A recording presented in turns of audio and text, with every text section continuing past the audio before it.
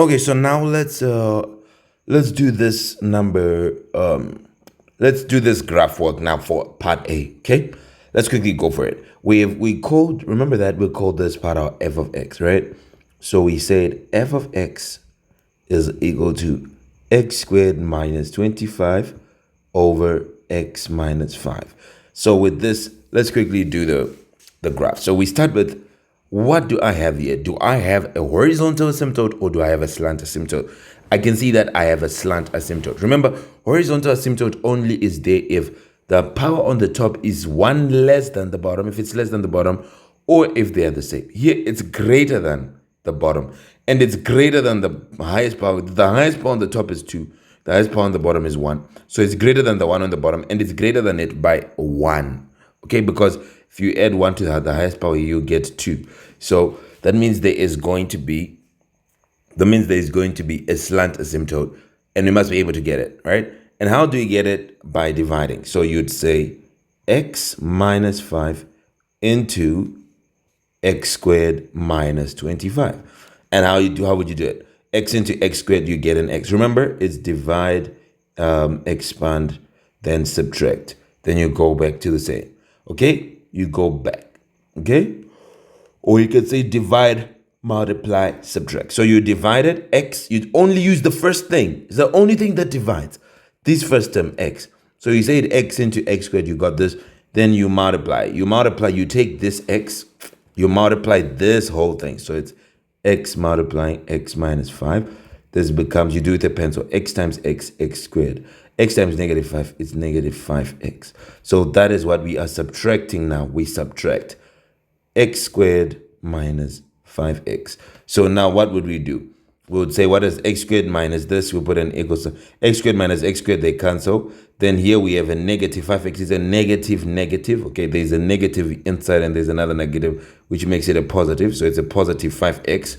Then yet nothing for 25 because there is no number in this thing below. So 25 just comes down, and it was a negative 25, so it comes down as it is.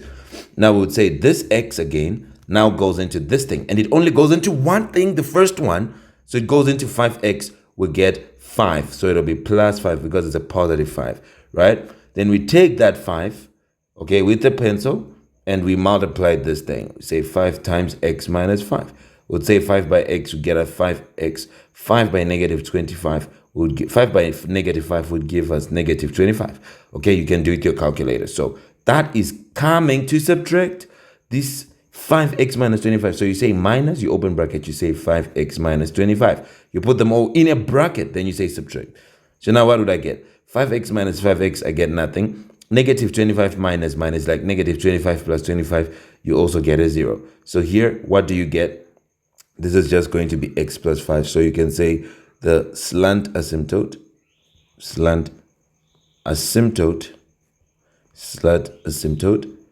is the line y equal to x plus 5.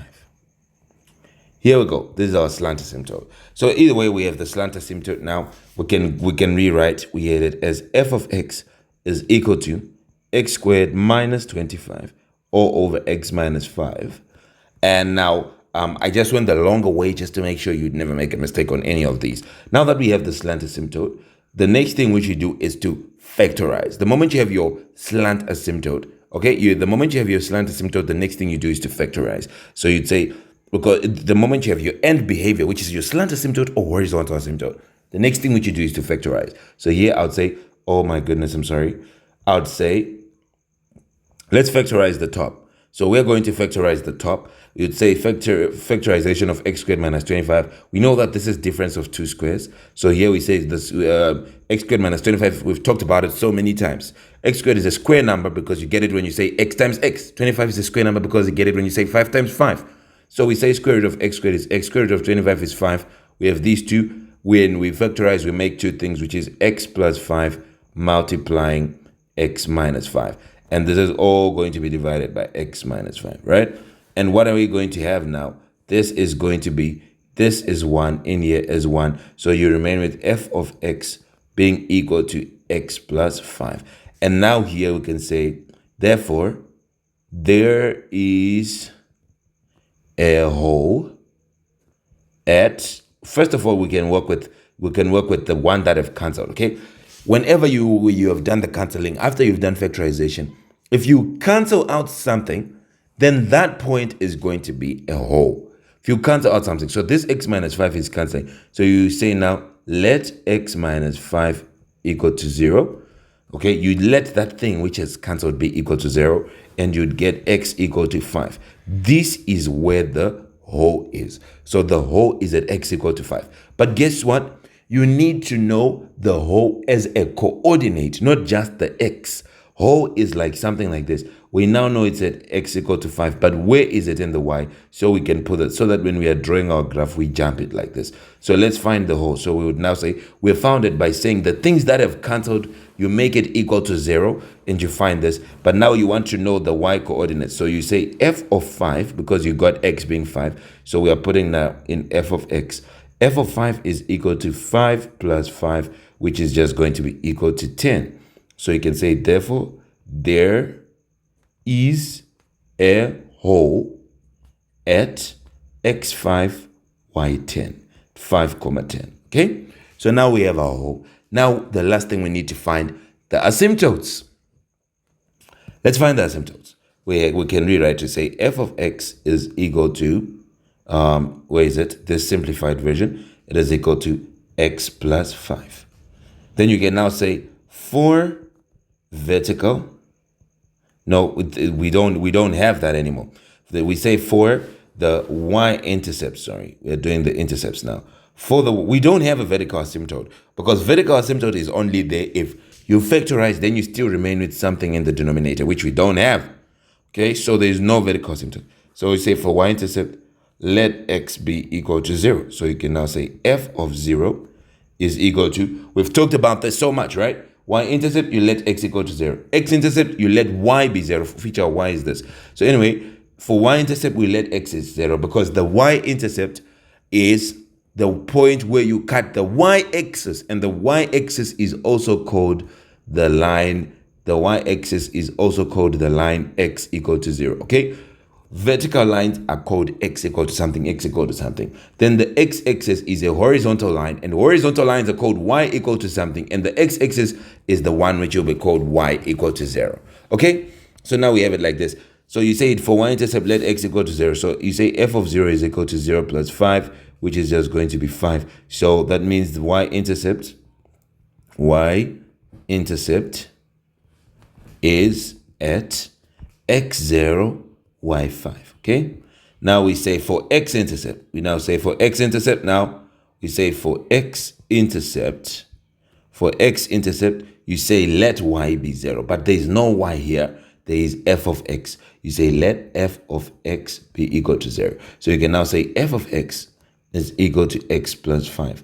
Now we let it be 0. So we can now remove f of x, which is our y, and we put 0. We said it should be equal to 0. So 0 is equal to x plus 5.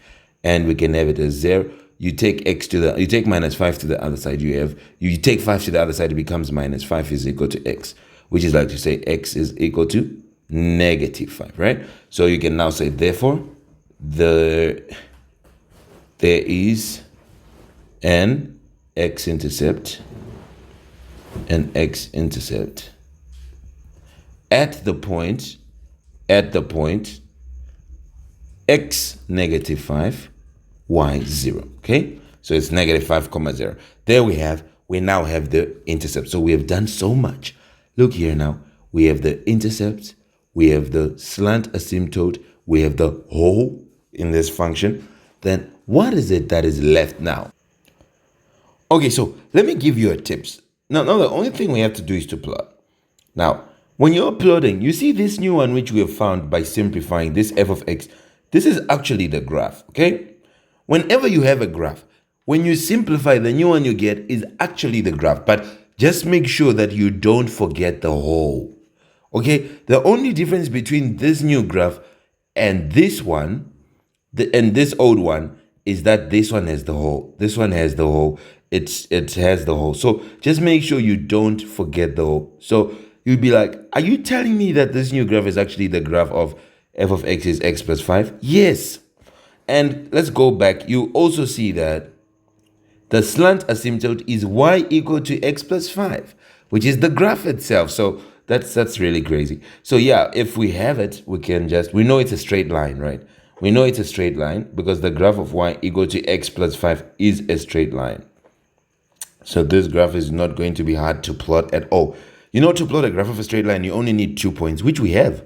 We have the x-intercept, we have the y-intercept, we have the whole. You can use the whole as a point. Just make sure you don't like, let's see the whole. The whole is at 5, 10. So I go to 5 on the x. So here's 5 and 10 on the y, somewhere like here, right? And where they meet, I know there's going to be a hole there. So I can put a circle. There's going to be a hole at 5, 10. So it's like, yeah, there is a hole here. So I'll put a hole. And then where is my x-intercept? The x-intercept is at negative 5, 0. So the x-intercept is actually back here at negative 5. Here is the x-intercept here. Then what about the y-intercept? The y-intercept is at 0, 5, which you can make this cut. You know, you can just take a ruler. You already have the graph. You just take a ruler, you join these 2 points, and you have it like this. Okay, let me.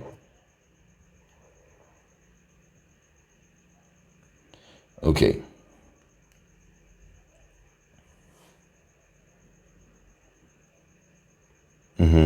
So the hole is here. Okay, there is a hole here. And we can actually then say, let me do it in 2 parts. We can do up to here.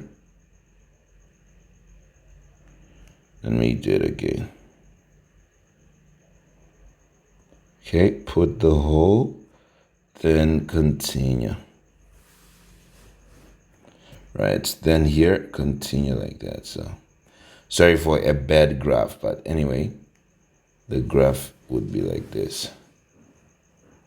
Right, not really doing it. Right, and then here it's also like that. Like this.